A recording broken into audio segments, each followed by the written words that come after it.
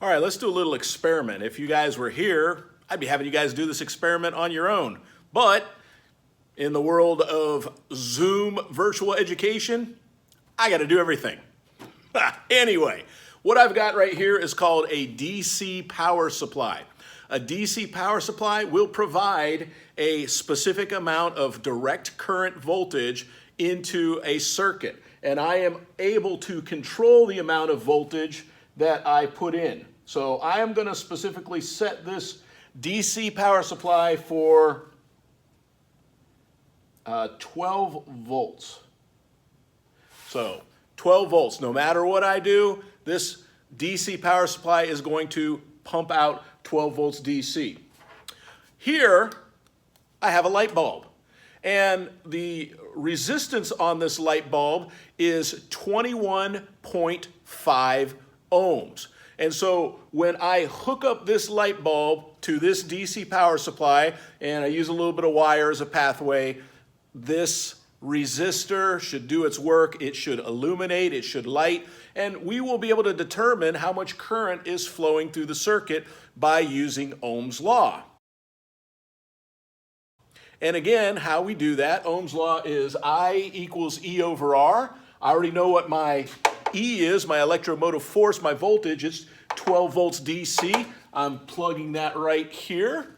I know what my resistance is. It is 21.5 ohms. So if I take 12 and I divide it by 21.5 ohms, I will get a specific current flow. So anyway, let's see what happens when we hook this circuit up. All right, so here we have current flowing through this resistor, this light bulb. I've got 12 volts DC pushing electrons from negative to positive through this resistor. This resistor is producing an opposition to current flow in the form of 21.5 ohms, and I have illumination.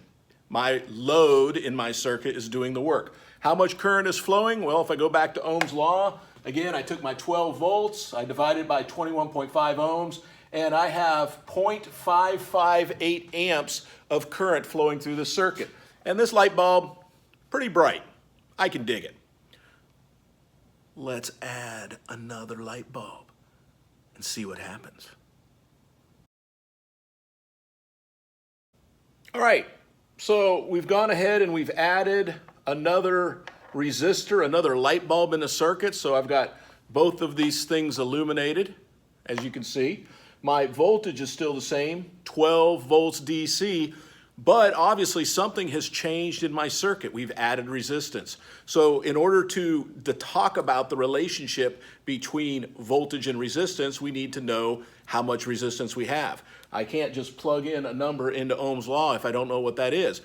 We use Kirchoff's law to figure out our total resistance. Remember, Kirchoff said that resistance in a simple series circuit is additive. We just add them together. So in Kirchoff's law, total resistance equals R1 plus R2. So if I take 21.5 and I add 21.5, I get a total resistance of, let's see, 5 and 5 is 0, carry the 1, that looks like a 3, and 2 plus 2 is 4.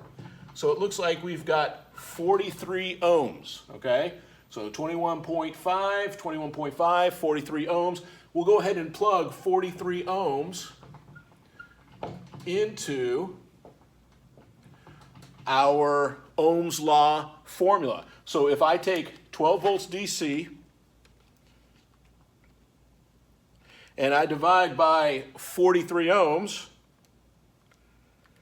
I get a new current of 0.279, okay? So 0.279 amps.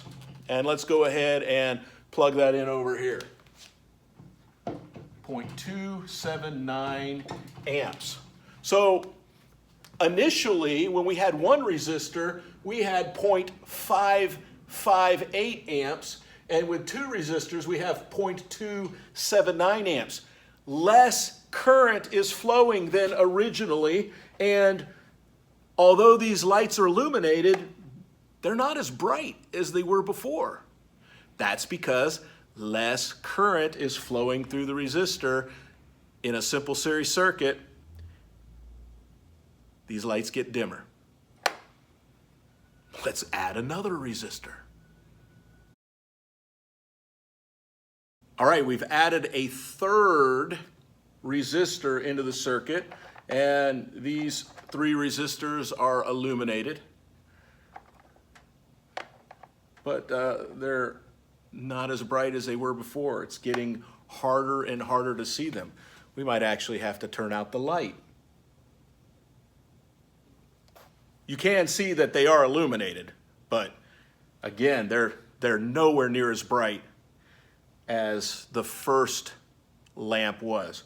Well, let's figure out the math here. Let's figure out how much current is flowing through this circuit when we added a third resistor. So what we're going to have to do is we're going to have to use Kirchoff's law for 3 resistors. All 3 resistors, easy. They're the same exact resistance. So for 3 resistors, I got to add 21.5 plus 21.5 plus 21.5. I plug them into my Kirchoff's law formula, and my answer is 64.5 ohms. So I'm going to go ahead and plug 64.5 ohms back up here into the Ohm's law formula. And if I take 12 volts DC and I divide it by 64.5, I get a current of 0.186, okay? 0.186 amps. And that is certainly less than it was before.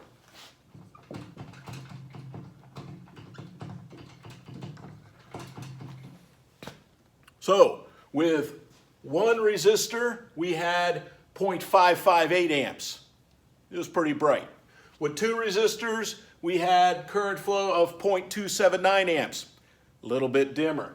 3 resistors, now we're down to 0.186 amps. And with the lights on, it's barely visible that these things are even lit. Let's add a 4th.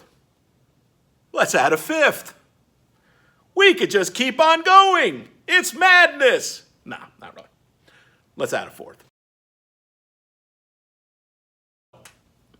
We've added a 4th resistor.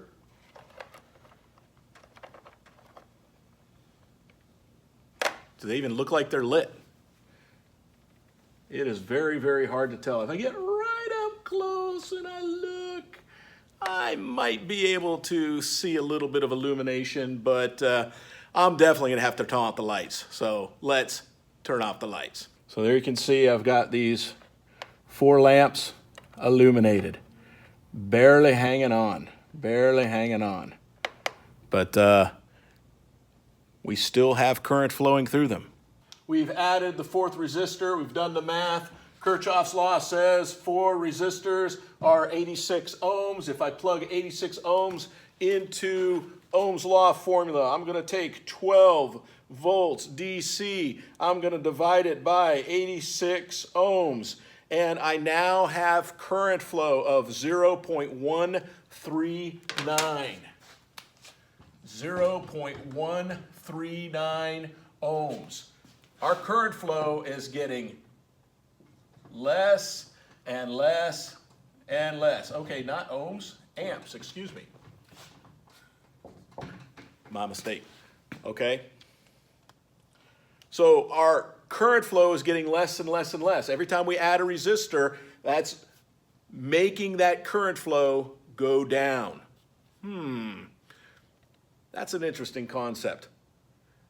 Well, 4 resistors barely illuminating. 4 resistors barely illuminating. Let's add number 5 and see where we're at.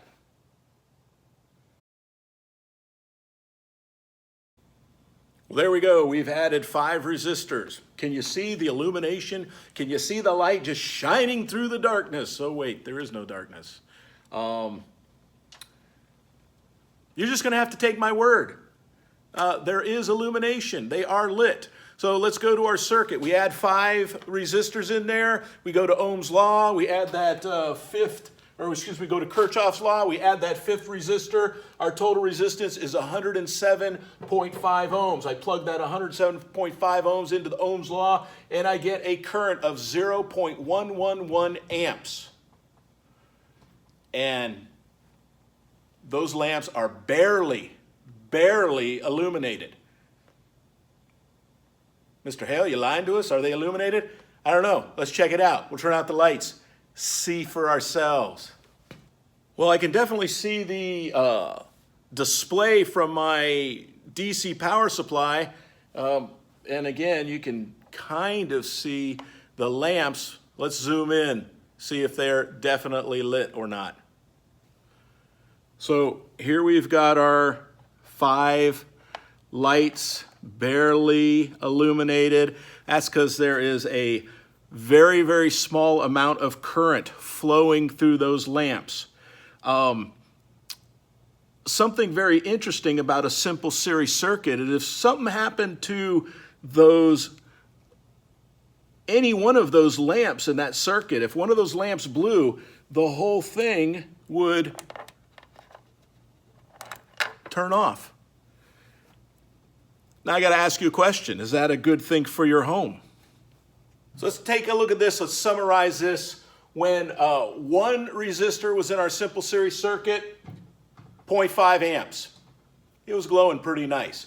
Every time we added a resistor, the current went down. Less current going through the lamp, less illumination. Is this a good thing? Is this a good thing? What if our houses were wired in series? What that would mean is every time we wanted to plug something new into the circuit, the whole circuit would have less current flowing through it and everything would not be working to its optimum performance. Lamps would be dim, motors wouldn't run right, and God forbid if a light blew out, all the electricity in the house would be gone. So series circuits are not necessarily a good thing, especially when we're talking about wiring our homes. So there's another alternative, and it's all about reconfiguring the way we wire these things together, and that's called a parallel circuit. So let's go ahead and explore those same 5 light bulbs hooked up in a different way. This time we're going to hook them up in parallel. We're going to see the difference.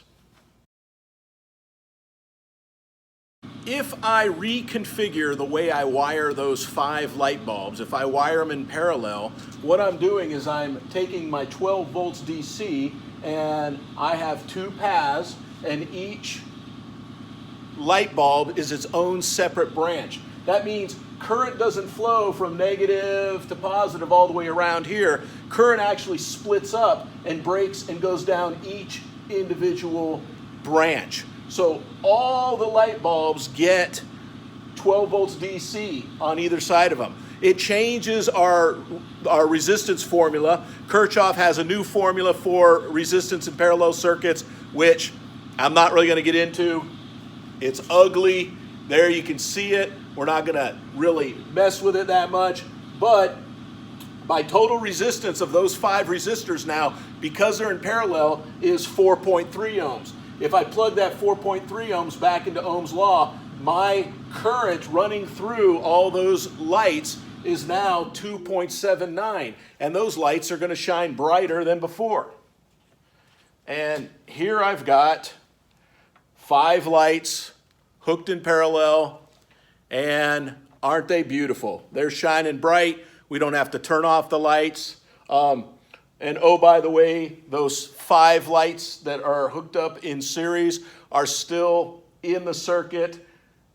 You can't even barely see them. If I turn off the lights, you still can't even barely see them. So parallel wiring is the way to go. And our houses are wired in parallel. And the interesting thing about parallel wiring is if one of the branches separates or breaks, all the rest of them will still be illuminated because current is still flowing through all the different branches. All right? So, quick little demonstration on electrical wiring, on resistance, and Ohm's law, the relationship between voltage, current, and resistance.